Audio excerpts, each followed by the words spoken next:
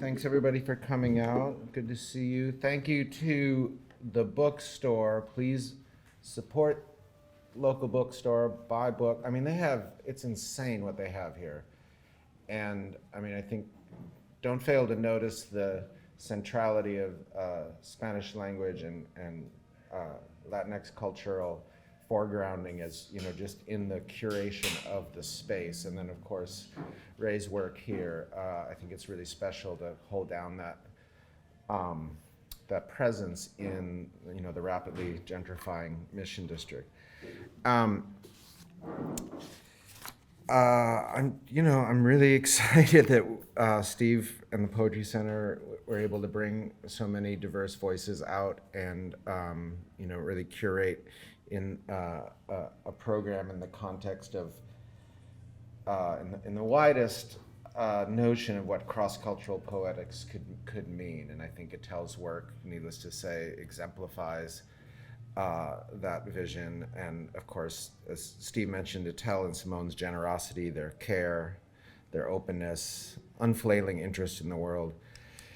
But in the context of today's event and thinking about, Etel's work, I think really also what's been very important to me is her internationalism, the correspondences between nations and geographic specificities, memory and cosmos, the lived temporalities of domestic life and the epic sweep of history and injustices, connecting Palestine to San Quentin, to Beirut, to Paris, to Sausalito in what we might call a, sorry for the bad wordplay, cosmopolitanism. I didn't even practice that. Cosmopolitanism. So I'm going to read a brief excerpt from a book-length manuscript, prose manuscript I'm kind of thinking of as an essay fiction that's thinking with and through Etel's work through the prism of 2020, or thinking with and through 2020 through the prism of Etel's work, and then I will read a brief excerpt of her own work. Oh wait, that's hers. And this just starts in the beginning of the lockdown, or this section. And so then, to remove the artworks and posters from the wall, to set up a small digital projector on the other side of the room, to elevate its tilt with a small pile of Etel's books, to adjust the lens to focus the beam of light into legibility, to see the heretofore invisible dust particles hovering among the pixels being cast across the room at the speed of light, to watch coming into clarity upon the far wall the image of one of Etel's paintings, a red sun hovering over a green-brown mountain against a yellow-gray landscape, or more precisely, an image of a red circle hovering above a green-brown triangle against a yellow-gray background, or more precisely, a set of digitalized pixels translated into colored light particles reflecting off an off-white wall, the eye translating the reflections into painted shapes and then into representations, land, mountain, sun, sea. And so then, to witness throughout the day and into the night time passing in the movement of light and shadow in the room, slowly changing the hue and cast of the image as if watching the sunset across the painting landscape itself, the image seeming to glow and cast its own spectral moonlight into the darkened room as night arrives, to imagine Etel's actual paintings likewise glowing in the now shuttered museum throughout the night, their light seeming to emanate from the paint itself, conveyors of energies freed from the museum's stage lighting and explanatory wall text, unbeholden to the rhythms of human time or interpretation. But also this, to copy down later here the following from Etel's Sun on the Tongue. Every square is a fresh beginning. Painting is not a shape, but it is a feeling. To consider that each prose block might thus become a canvas for feeling thinking, or for feeling some way to thought in and through language constrained by the logics of syntax, no verb tense for such feeling, thinking, writing, as if composing an image of the mind perceiving both the outside world and its own progressions, each with a different temporality and logic, conveying such thinking feeling into language, describing images to obscure other images, as if through scrims of fog and dramatization, to narrate, if only to oneself, the time of such thinking, feeling, writing, as both seemingly instantaneous and ever unfolding and stumbling through yet unknown measures, as if to confirm that thought was not unidirectional, but rather like an arboreal burl in a near petrified forest, knotting itself into uncanny formations, forming thus a writing outward and into.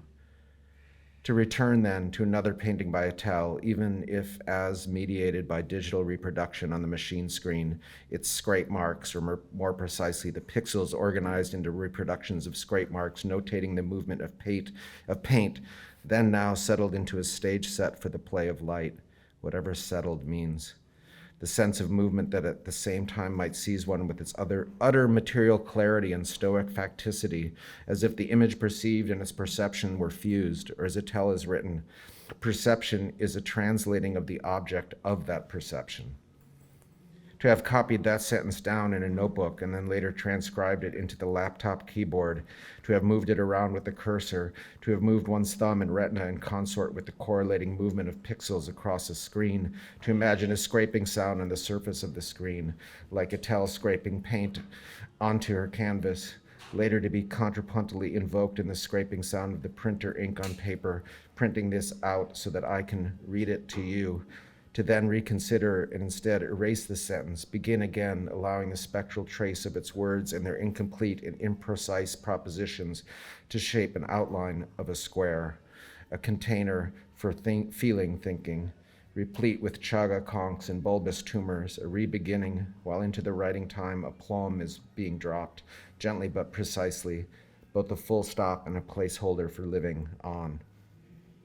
And so then, Etel having written, quote, a yellow sun in my memory cancer in the heart of the rose the prisoners cry. Having committed to memory such a sentence, and then now taking its measure while speaking it aloud.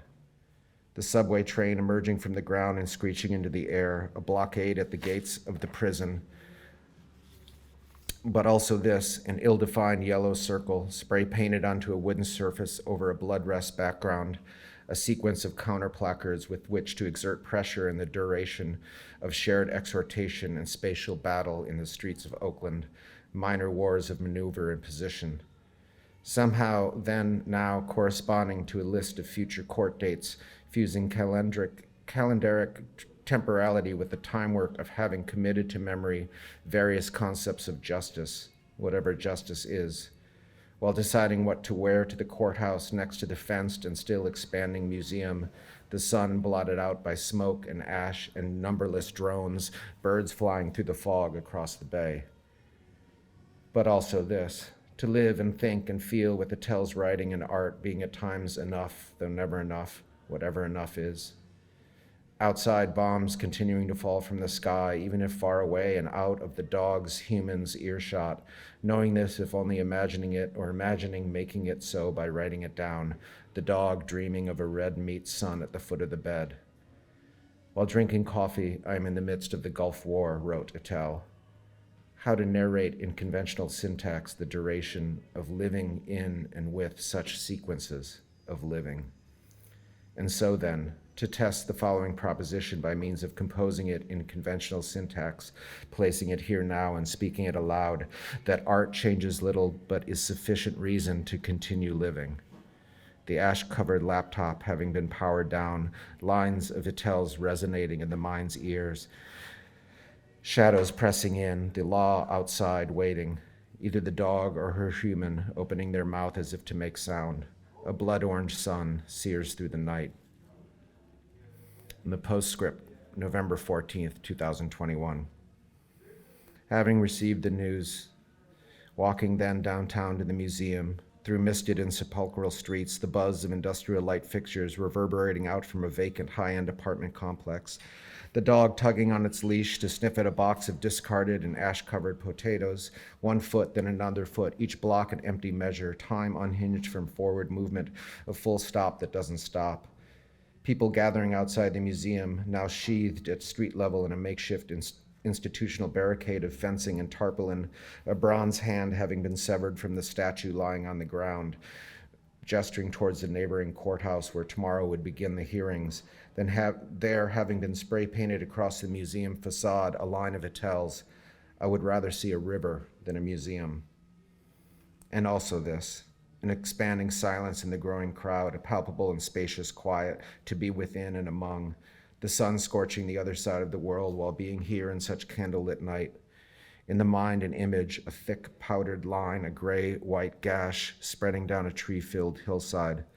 But also this, the silence now and here of no future being a kind of chorus, a swell of bodies being there together, resilient and ready to live onward.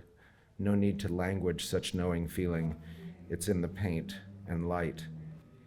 And then came the light, appearing on the museum's upper facade as if projected from some unknown source, a floating image of one of Etel's final paintings, cast through the night and the fog and the particulate matter and the fence, yet with no shadow or hindrance to each ray of light, each microscopic beam of color, the image as if hovering in front of the museum, not touching it or any other surface, and then slowly expanding, rising up into the night sky, a pale red moon, an endless green sea, a blue-brown mountain in shapes and colors and forms and lines slowly spreading and dissolving into pure light, cast into the cosmos, beyond the reach of still living, still human sight. And then I'm just going to read a brief excerpt from Etel's 2004 poem, Jenin, which in her translation, if I can find it. And this is dedicated to the memory of Shireen Abu Akleh, the Al Jazeera journalist killed while reporting on an Israeli raid in a Jenin refugee camp a few days ago, and whose funeral procession was attacked by Israeli Defense Forces yesterday or the day before. Jenin. This is why the sea spread, trembled with terror, compelled her waves to vigilance.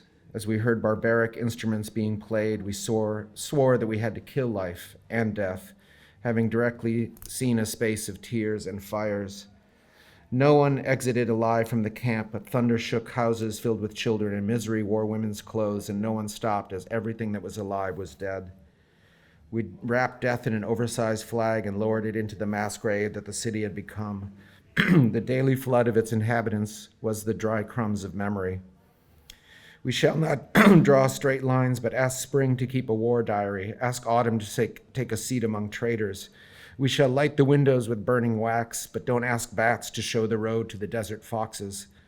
Make ready the trucks that will take us to the slaughterhouse. There a feast will be held with kettles filled with lamb cooked in lemon and blood.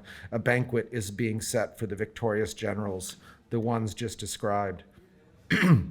The sun took the veil. In a shoddy and efficient orgy of fury, a storm carried off the beds. Weapons for a kill are cooler than the surrounding air. They hurt but don't scare. An evil from a new order was created in Jenin.